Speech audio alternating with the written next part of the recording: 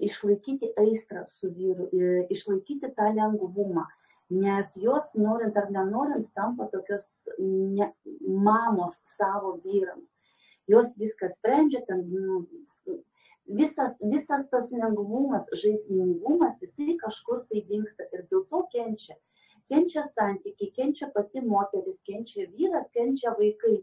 Mums atrodo, kad visa tai yra lengva kažkaip padaryti kitaip, bet jeigu būtų lengva, darytų turbūt kiekvienas. Aš pati asmeniškai tikrai esu praėjusi daug kursų, daug paskaitų klausiusi ir pas kitus psichologus. Ir pati daug praktikų darau apie tai, kad vis dėlto grąžinti savo moteriškumą. Mes labai daug kuo užsiimam, mes galvojam, kaip mums dabar pasiekti vieną ar kitą tikslą, koks yra mūsų pašaukimas, apie ką kalbėti, ką daryti, bet pati esmė yra tame, jeigu mes esam gimę moteriškame kūne, reiškia mūsų užduotis visų pirmiausia yra būti moterim. Ir čia yra labai labai svarbu tai suprasti, nes ne kiekvienas žmogus, kuris gimęs moteriškame kūne, yra tikrai pripūtytas moteriškos energijos. Ne kiekvienas sugeba transliuoti, leisti per save moterišką energiją. Moteriška energija, seksualinė energija, tai yra visai kas kita negu pats seksas. Pats seksas tai yra pasekmės, pats seksas yra veiksmas, pats seksas yra visai kas kita, bet kalbant apie seksualinę energiją, kalbant apie moteriškumą, tai yra du skirtingi dalykai. Ir kadangi aš pati suprantu, kad iš pirmo energetinio lauko, kur pas mus yra giminės programos, pakilti į antrą energetinį lauką, į antrą lygį reikalingos praktikos. Negali žmogus vienas, du ir pereiti į kitą lygmenį. Tam reikalingos praktikos, tam reikalingas žinojimas, tam reikalingas atitinkamas energijos kiekis. Nes nieko pasaulyje nėra paslapties. Pasaulyje yra tik tai žinojimas ir nežinojimas. Kai mes nežinom, mes galvojam, kad yra kažkokios tai paslaptis, kad yra kažkokie tai apribojimai. Nieko nėra, yra tik tai žinojimas. Ir anksčiau visa šita informacija buvo skirta, prieinama tik tai išskirtiniams žmonėms. Tai, ką aš mokaus, tai, ką aš praėjau, tai yra geišų visas, tantros yra ir seksualinė energija ir kvėpavimo pratimai, visą tai žinojo geišos, kurtizanės. Visą tai žinojo žmonės, kurie dirba su energijomis. Tai nei gerai, nei blogai, tai yra kelias į jūsų laisvę. Ir būtent apie tai norisi man pakalbėti, apie tai norisi plačiau pakalbėti, nes vakar sėdint man tiesiog namuose, va taip, vienu momentu atėjo mintis visą programą, aš jas prarašiau per pusę valandos, padariau slaidus, įkėliau reklamą ir štai šiandien tiesioginis eteris. Jeigu sąžiningai pasakius, aš net nerašiau prieš tai, apie ką kalbėsiu, nes žinojau, kad visa tai ateis savaime. Ir tiesa, tie, kurie galbūt mane mato pirmą kartą ir iki tiek jau pasižiūrėjot ir galvojat, kas jinai tokia yra, aš esu Diana Varzaitė, kvantinė psichologė, dirbanti su pasąmonė. Paskutinius 5-7 metus intensyviai dirbanti, skaitanti, tobulinanti visas praktikas ir būtent dirbdama su giminės programomis, dirbdama su energijomis, aš transformuoju dabartinę šiuolaikinę žmonių būseną, kad jinai pasikeistų, kad žmonės pakiltų aukščiau energetiškai ir galėtų toliau eiti savo tikraisiais tikslais, savo norais, kuriais jie gyvena. Tai yra labai labai svarbu. Ir dabar apie pačią energiją. Grįžkim prie to, kad pas mus yra pasąmonėje 7 lygmenys. Pirmas lygmuo yra mūsų giminės programos, kur mes imam kaip pavyzdį pačias pagrindinės 7 čakras. Tai reiškia, pirma čakra yra mūsų giminė, susiliejimas su mūsų giminė, su tėvais, su mama, su tėtis giminėmis ir įsiženinimas. Antras energetinis laukas yra mūsų čakros. Mūsų čakros yra seksualinė energija, antra, netgi ir oranžinės spalvos. Tai reiškia mūsų seksualinė energija. Seksualinė energija niekas kitas, kaip tik tai energijos kiekis, duotas mums realizuoti savo projektus, realizuoti savo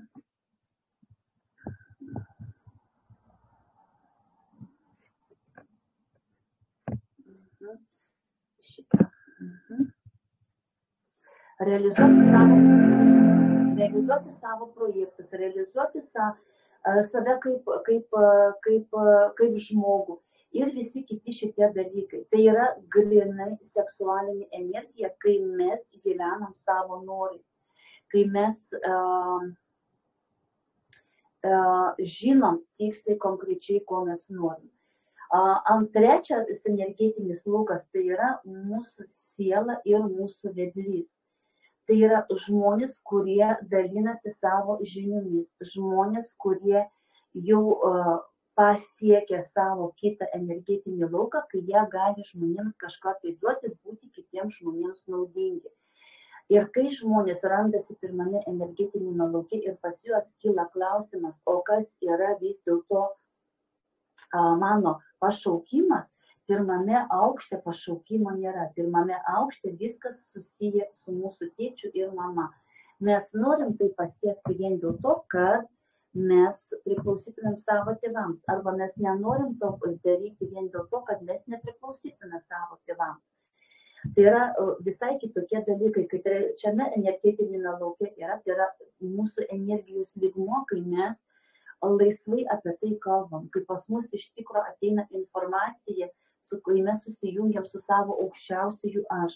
Tai yra lygis, tai yra energijos lygis, kai mes galim visą tai daryti. Ir jeigu žmogus neatidaręs, nepradirbęs, nesukaupęs energijos antrame energetinėme lauke, eina iš karto į trečią energetinį lauką, jisai būna, kaip sakyti, gaunasi toks kaip perdegimas, baigėsi kažkada tai įkvėpimas, baigėsi idėjos ir tu nebenori daugiau viso to daryti. Bet kai mes palaipsniui kilam energetiniais laukais, kai mes palaipsniui kiekviename aukšte save įvertinę, perėję, kad kilam į viršų, visą tai gaunasi laisvai, automatiškai ir su meile. Nes tik tai per dėmesį, per meilę, per dėkingumą mes galim kažką tai pasiekti. Ketvirtas energetinis aukštas, tai yra mūsų širdis, yra besąlygiška meilė. Jeigu pirmame energetinėme lauke mūsų vibracijos juda apie iki 50 HZ, tai mūsų ketvirtame lygmenyje jos pasiekia 250 HZ. Ir įsivaizduokit, kaip greitai gali išsipildyti mūsų svajonės. Toliau yra mūsų projektuotojas, penktas aukštas, kai mes projektuojame projektuotojas, kai mes projektuojam savo realybę, kai mes patys sąmoningai visą tai išsirenkam. Mes taip norim, ar mes taip nenorim, mes taip darysim, ar taip nedarysim. Mes taip priimam sprendimus ne dėl to, kad mums kažko tai trūksta pirmame energetinėme lauke, o dėl to, kad mes taip jaučiam savo širdimi. Penktas yra realybė, antirealybė. Realybė tai yra tai, kas yra, antirealybė to, ko dar nėra. Ir septintas aukštas tai yra jau susilenkimas su mūsų aukščiausiais aš ir perėjimas į kitus lygmenis. Tai yra energetiniai laukai. Bet grįžkim prie mūsų seksualinės energijos, grįžkim prie to, kad norint kilti aukščiau, norint pasiekti kitų dalykų, mums reikalinga energija. Ir dėl to yra labai sunku, dėl to yra labai daug apribojimų. Moteris nepriima savo kūno, jos savo kūno gėdijasi. Taip pat yra ir su vyrais, nepatiria malonumo, nėra gyvenimo džiaugsmo. Didžiausi apribojimai, pyktis ant mamos ir visa kita. Visa tai įtakoja mūsų energijos kiekį. Visa tai mes tarsi atidarytas kranas nuteka į visus šitos mūsų nepriėmimus. Ir todėl aš labai nuoširdžiai nusprendžiau jums duoti visą pilnavertę kursą, programą, kur mes mėnesio laikotarpyje visą tai darysim. Mes darysim specialius pratimus, darysim specialias praktikas, kvėpavimo pratimus, darysim mes laiškus rašysim savo seksualumui, mes darysim tantros pratimus, darysim susijungimus ir visą kitą. Tai yra praktikos. Tie, kurie tikrai norėsit prisijungti, pabūti ir pereiti į kitą lygmenį, bus jums galimybė. Visas šis kursas prasidės rugsėjo mėnesį, tikrai ne anksčiau, nes reikalingas paruošimas, reikalingas rašyti vaizdo įrašus ir visą kitą. Dabar visą šitą mėnesį, ačiū jums, žodis po žodžio, kartas po karto toliau platinsiu, aiškinsiu, rodysiu, apie ką visą tai bus. Nes tai ne šiaip savo kažkoks tai užsiėmimas, kad mes visą tai darom, tai yra konkretus ženklai, kad mes save priimtumėm save kaip moteris, kad mes galėtumėm patirti malonumą. Labai daug, jūs net neįsivaizduojat, mielosios mano mergaitės, kiek daug moterų nepatiria orgazmo. Ir jūs patikėkit vieną dalyką, vyrai tai supranta, vyrai jaučia, mato, kai moteris negali patirti malonumo. Jie bando kažko, ieško, kažkaip žiūri, kažkaip tai bando susijungti, bet vis dėlto pajaustami, kad viso to nėra. Ir kai nėra pas moterį malonumo, kai nėra pas moterį džiaugsmo iš seksualinio gyvenimo, vyras tai jausdamas, jisai visą laiką ras tai kitur.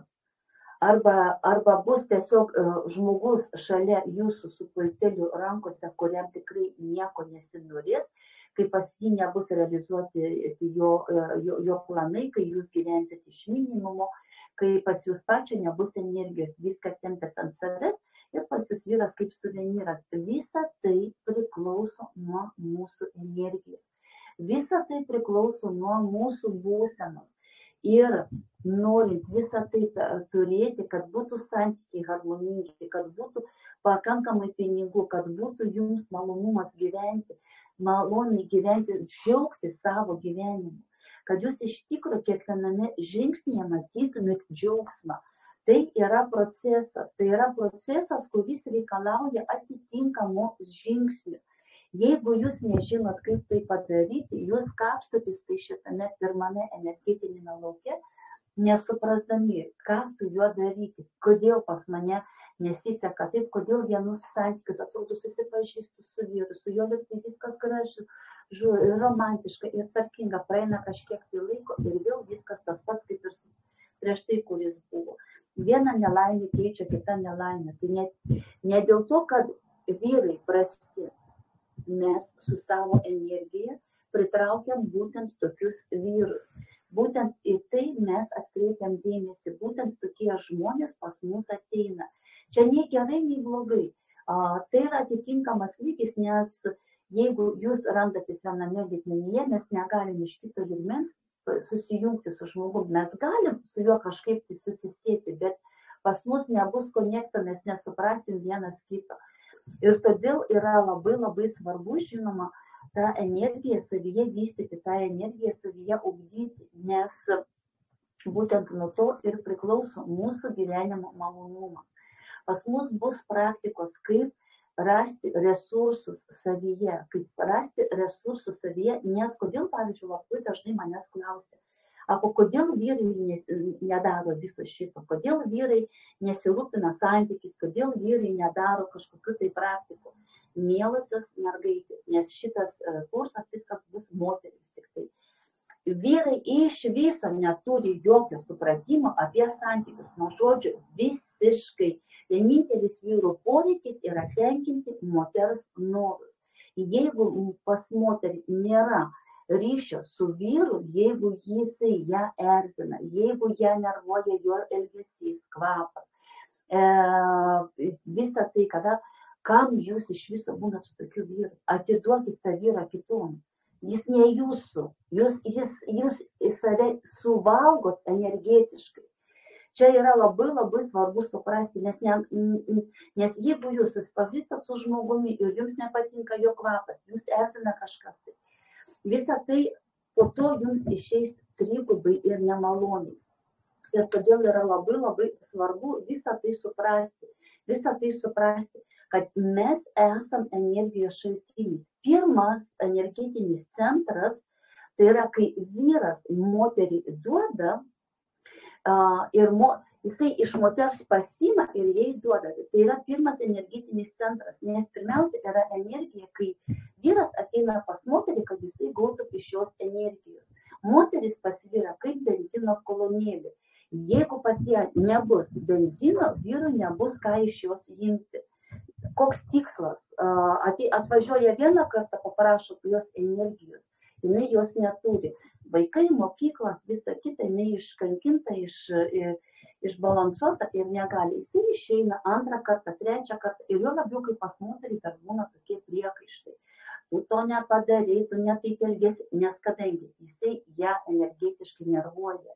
Ir čia labai labai svarbu suprasti, kad mes perkeltume visą tą dėmesį į save, kad mes pirmiausiai žiūrėtumėm, kur mes galim save subalansuoti, kad mes reaguotume kitaip. Juk kaip iš pradžių būna, kai mes susipažįstam santykiuose. Mes kiekvienam iš visokių nesąmonių, nesulinksmas, lengvas. Mums nėra tos namų ruošos, nėra ten vaikų pamokų, nėra darbo, nėra viso šito, kaip galą su galu sudurti. Mes tiesiog tokias ant sparnų pradedam gyventi ir prasideda kojinės, vakarienė, vaikai, darbas, namai ir dar tas ir tas. Ir dingsta malonumas gyvenimo, dingsta visa tai. O juk nesibaigia gyvenimas tuo. Ir kas gaunasi, gyvenam taip, kaip su kaimynu. Kodėl aš jums apie tai pasakoju? Aš ne psichologė seksualinio gyvenimo, aš pati pragyvenus 52 metus su savo gyvenimo patirtim, patikėkit manim, visko mano gyvenime buvo. Ir gražių, ir negražių momentų. Su paskutiniu savo vyru 7 metus gyvenau po vienu stogu be sekso, nes kadangi aš jo absoliučiai nenorėjau. Ir tik tai suprasdama dabar, pradėdama gyventi viena, kai reikia man iš naujo pradėti statyti savo gyvenimą, pradėjau žiūrėti, kokias klaidas aš darau, į ką atkreipia dėmesį vyrai, kodėl jiems svarbiau, kad tu būtum lengva, būtum nuotaikoje, būtum energijos pilna, tu jį palaikytum, nebūtų varščių kliūtas ant stalo. Tai yra dalykai, kuriuos tu supranti su laiku. Kai pradėti klausti, o kas tau svarbiau, kodėl tu į tai daugiau kreipi dėmesį, o ne į tai, kame esmė yra čia, o ne čia. Visa tai ateina su laiku. Ir jeigu man visą tą informaciją būtų kas nors pasakė prieš 20 metų, aš būčiau visą tai dariusi, gyvenusi kitaip. Bet turbūt kaip ir kiekvienam žmogui, tenka daug ką pragyventi pačiam, patirti pačiam, suprasti pačiam. Ir kai galų gale 105 kartus užlipai ant grėblio ir galų vieną kartą suprantai, kad tu vis dėlto ant grėblio užlipi, galima ant jo ir nelipti.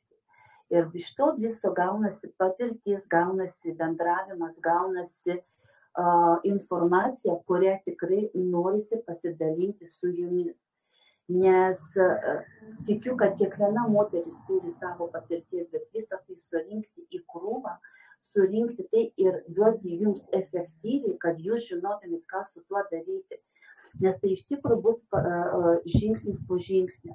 Jeigu daleiskim, pas jūs buvo santykiai ir jūs tų santykių nenutraukit energetiškai, jūs su jais susiryšę esat, negalit pamiršti savo buvusius, visą tai iš jūsų atima energiją. O energija šiais laikais yra viena svarbiausių valiutų. Sąžiningumas su savimi ir energijos kiekis. Žemė perėjo į kitas vibracijas, mes negalim kitaip išgyventi, nebuvę sąžiningi patys su savimi. Mūsų kartosis ta pati istorija su kitais tik žmonėmis, kol mes viso to nesuprasim, kol mes nepereisim visų šitų 4 sąmoningumo pakopų ir mes energetiškai nesubręsim. Ir dėl to manau, kad seksualinė energija, seksualumas ir pašnibždomis apie tai, ką aš noriu jums pasakyti, tai bus vienas iš tokių įdomiausių ir svarbių, sakyčiau,